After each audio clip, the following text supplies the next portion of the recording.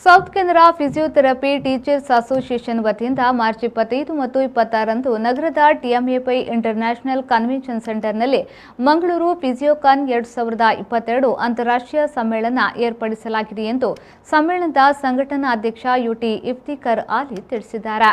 ಸುದ್ದಿಗೋಷ್ಠಿಯಲ್ಲಿ ಮಾತನಾಡಿದ ಅವರು ಮಾರ್ಚ್ 25ರಂದು ಬೆಳಿಗ್ಗೆ 9:30ಕ್ಕೆ ಕೇರಳದ ಗವರ್ನರ್ ಆರಿಫ್ ಮೊಹಮ್ಮದ್ ಖಾನ್ ಸಮ್ಮೇಳನ ಉದ್ಘಾಟಿಸಲಿದ್ದಾರೆ.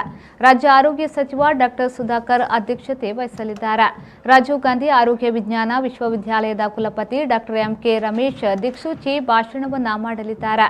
ಮಾಹೆಯ pro chancellor doctor H S Ballal ಸ್ಮರಣ ಸಂಚಿಕೆಯನ್ನ ಬಿಡುಗಡೆ ಮಾಡಲಿದ್ದಾರೆ ಎಂದು ಮಾಹಿತಿ ನೀಡಿದರು. ಸಮಾರೋಪ ಕಾರ್ಯಕ್ರಮವು ಮಾರ್ಚ್ 26ರಂದು ಸಂಜೆ 4 ಗಂಟೆಗೆ ನಡೆಯಲಿದೆ. ಸಂಸದ ನಳಿನ್ ಕುಮಾರ್ ಕಟೀಲ್ ಭಾಗವಹಿಸಲಿದ್ದಾರೆ. ವಿಧಾನಸಭೆಯ ಪ್ರತಿಪಕ್ಷದ ಉಪನಾಯಕ ಯುಟಿ ಖಾದರ್ ಪ್ರಶಸ್ತಿಯನ್ನ ವಿತರಿಸಲಿದ್ದಾರೆ.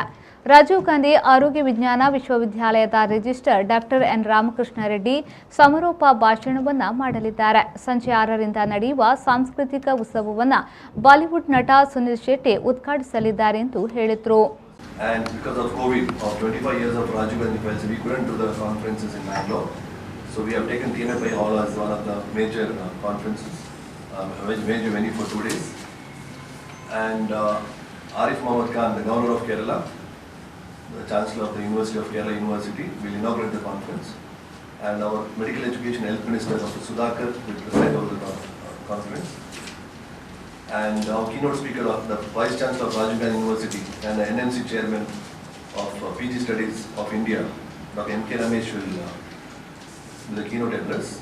And Dr. Ballal from Manipal University and the All India President of Physiotherapy and the World President of Physiotherapy representing India, Ali Rani and Sanjeev Jha will be on the dais.